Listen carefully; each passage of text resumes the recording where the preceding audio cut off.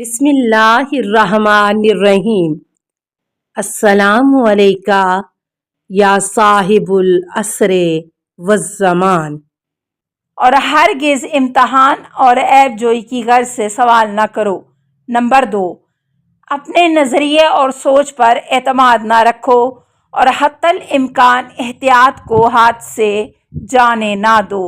Number 3، بے جا فتویٰ اور فیصلہ دینے سے پرہیز کرو جس طرح شیر سے پرہیز کرتے ہو۔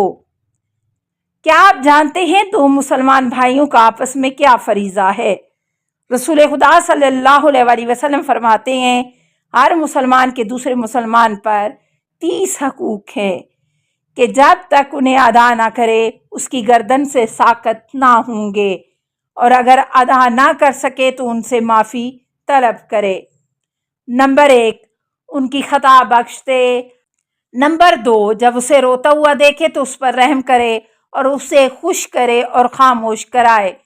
نمبر 3، اس کا کوئی عیب ظاہر ہو جائے تو اسے پوشیدہ رکھے۔ نمبر 4، اس کی غلطیوں سے درگزر کرے۔ نمبر 5، کسی خطا کے واقع ہونے پر معافی مانگے تو اسے معاف کر دے۔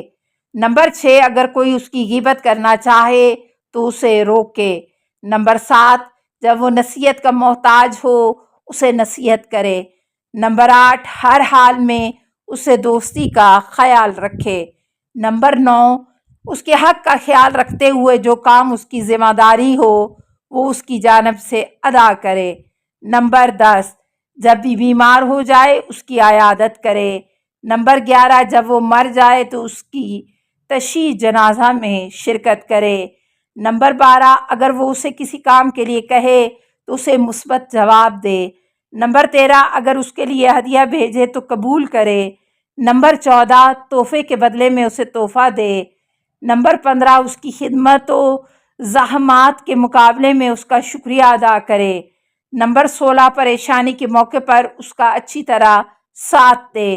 نمبر 17، اس کی دوستی کا خیال رکھتے ہوئے اس کی زوجہ کی حفاظت کرے۔ نمبر 18، اس کی حاجت برآوری کرے۔ نمبر 19، اگر کسی کام کے کرنے کو کہے تو اسے انجام دے۔ نمبر 20، جب اسے چھینک آئے تو یرحمک اللہ اور خیریت کے الفاظ کہے۔ نمبر 21، اگر کوئی اس کی کھوئی ہوئی چیز کا پتہ جانتا ہو تو اس کی رہنمائی کرے۔ 22، اس کے سلام کا جواب کہے۔ 23، اس سے ہمیشہ اچھے انداز میں گفتگو کرے۔ نمبر 24، اس کے احسانات کی اچھی تلافی کرے۔ نمبر 25، اگر وہ قسم کھائے تو اس کی تصدیق کرے۔ نمبر 26، اس کے دوستوں سے دوستی کرے اور اس کے دشمنوں سے دوستی نہ کرے۔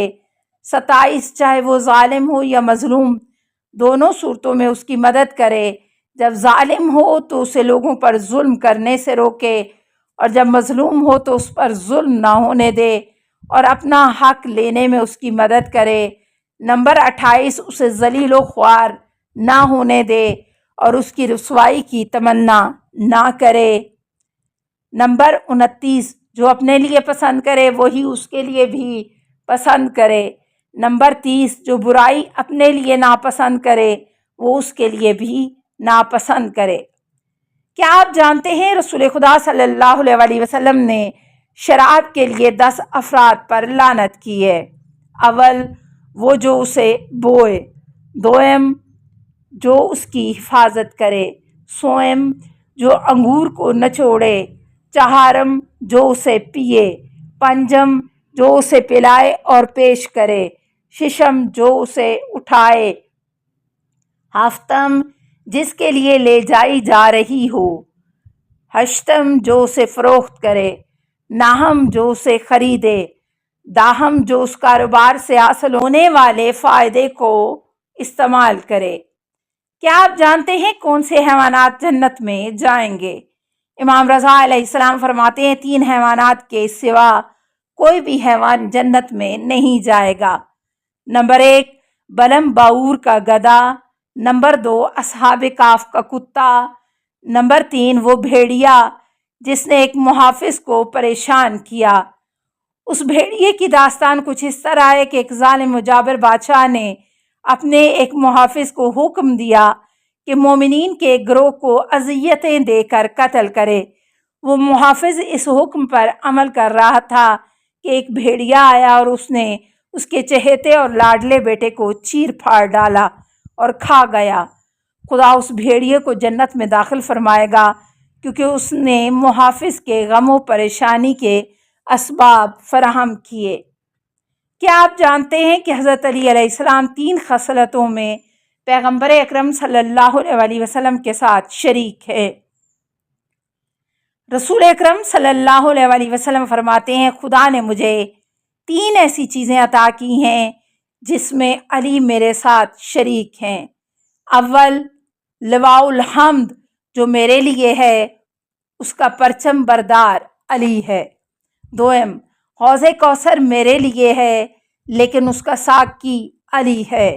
سوم، جنت و جہنم خدا نے مجھے عطا کی ہے لیکن اسے تقسیم کرنے والا علی ہے۔ کیا آپ جانتے ہیں خدا نے حضرت علی علیہ السلام کو وہ کون سی چیزیں عطا کی ہیں جو پیغمبر اکرم صلی اللہ علیہ وسلم کو بھی نہیں ملی؟ پیغمبر اکرم صلی اللہ علیہ وسلم فرماتے ہیں خدا نے علی کو 4 ایسی چیزیں عطا کی ہیں کہ ایسی اہم اور بافضیلت چیزیں مجھے نہیں ملی۔ نمبر 1، خدا نے فاطمہ جیسی ہستی کو علی کی زوجہ قرار دیا کہ دنیا میں کوئی ان کی مانند نہیں۔ نمبر 2، خدا نے علی علیہ السلام کو 2 بیٹے عطا کیے جن کی مانند دنیا میں کوئی نہیں۔ نمبر 3، خدا نے علی علیہ السلام کو بازوؤں میں وہ طاقت دی جو مجھے عطا نہیں ہوئی اور مجھے بھی حکم ہے کہ مصائب و شدائد میں اسے اپنی مدد کے لیے پکاروں۔ نمبر 4، خدا نے علی کو میرے جیسا خسر عطا کیا ہے جو کائنات میں کسی کو نہیں ملا۔ کیا آپ جانتے ہیں قرآن کے راز کیا ہیں؟ قرآن مجید کے راز۔ قرآن مجید کے حروف مقطعات میں بے شمار اسرار و رموز موجود ہیں۔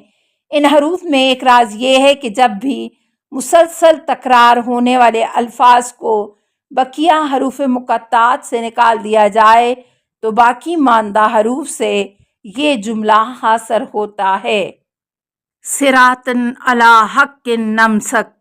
جی ہاں، امیر المومنین علی علیہ السلام خدا کا راستہ ہیں، لہٰذا ان کے دامن سے تمسک رکھنا چاہیے اور انہی سے توسل کرنا چاہیے۔ عیاشی نے ابو لبید بحرانی سے روایت کی ہے کہ مکہ میں ایک شخص حضرت امام محمد باقر علیہ السلام کی خدمت میں شرف یاب ہوا اور ان سے چند سوالات پوچھے۔ ان میں سے ایک سوال یہ پوچھا کہ الف لام میم صاد کے معنی کیا ہیں؟ امام نے اسے جواب دیا۔ جب وہ وہاں سے رخصت ہوا تو امام نے مجھ سے فرمایا جو کچھ میں نے کہا تھا وہ قرآن کے باطن کی تفسیر تھی۔ میں نے عرض کیا کہ کیا قرآن کا بھی ظاہر اور باطن ہے؟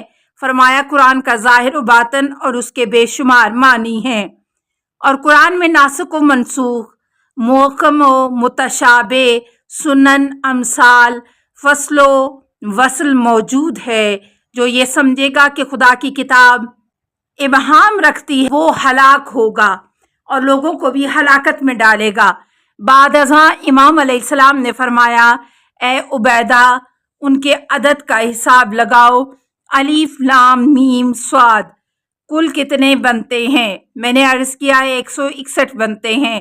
آپ علیہ السلام نے فرمایا جب بھی سال 161 ہجری میں داخل ہوگا خدا سلطنت بنو امیہ کو تیس نیس کر دے گا۔ السلام علیکہ یا صاحب العصر والزمان، الامان الامان الامان من فتن الزمان، السلام علیکہ یا خلیفۃ الرحمن، السلام علیکہ یا امام الانس والجان، السلام علیکہ یا مظہر الایمان، السلام علیکہ یا شریک القرآن، السلام علیکہ یا قاطع البرہان، السلام علیکہ یا امام زماننا ھذا اجل اللہ فرجک، وسهل اللہ مخرجک وظہور کا السلام علیکہ ورحمۃ اللہ۔ اللہم صلی علی محمد و آل محمد۔